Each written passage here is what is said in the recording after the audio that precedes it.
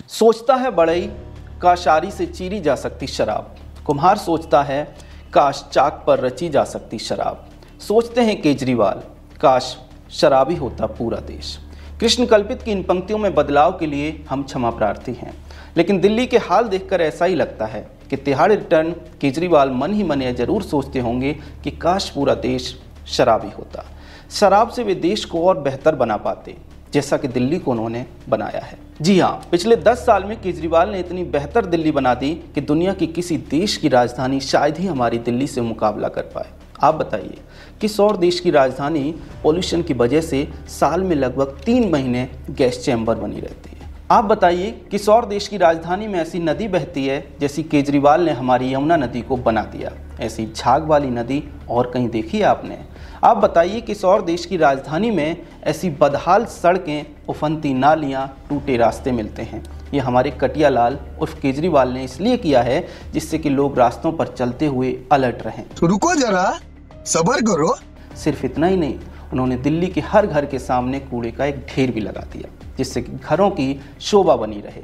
बालकनियों में खड़े होकर लोग छोटे छोटे पहाड़ों को निहारें और महसूस करें कि अरे, हमारी दिल्ली तो देहरादून बन गई। सिर्फ इतना ही नहीं, घरों के आसपास कूड़े के ढेर लगाने का एक और उद्देश्य ये है कि मोहल्लों में लगातार दुर्गंध आती रहे, क्योंकि जब बदबू आएगी तभी तो लोग घरों से बाहर निकलेंगे और मैखानों की ओर जाएंगे। समझ रहे हैं आप?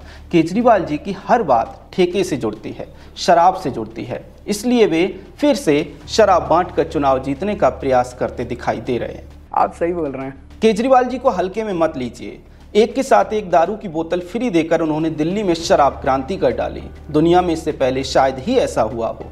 उन्होंने दिल्ली में जगह जगह शराब के ठेके खोलने की अनुमति दी, लोगों को सस्ती शराब बेची, लोगों को शराबी बनाया। आरोप लगे कि दिल्ली को शराबी बनाकर केजरीवाल ने पैसे छापे, उनकी पार्टी ने पैसे बनाए। आरोप तो लगते ही रहते हैं, केजरीवाल इनसे नहीं डरते। शायद वे सोचते होंगे कि जब हम इतनी बड़ी क्रांति कर रहे हैं, शराब सस्ती कर रहे हैं, ठेके खुलवा रहे हैं, तो क्या थोड़ा बहुत नोट नहीं छाप सकते?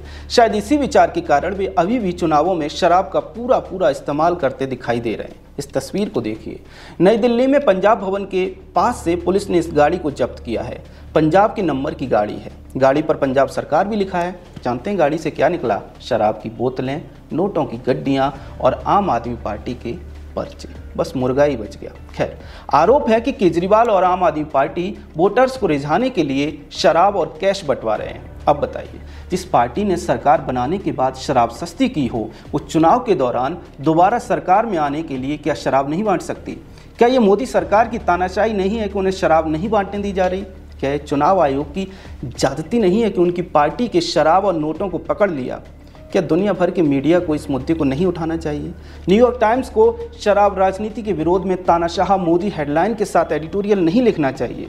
पेड पॉडकास्टर को बैठकर गर्दन हिलाते हुए नहीं कहना चाहिए कि हाँ, ईमानदार नेता पर ये तो जाती है? कोई भी ऐसा नहीं कर रहा।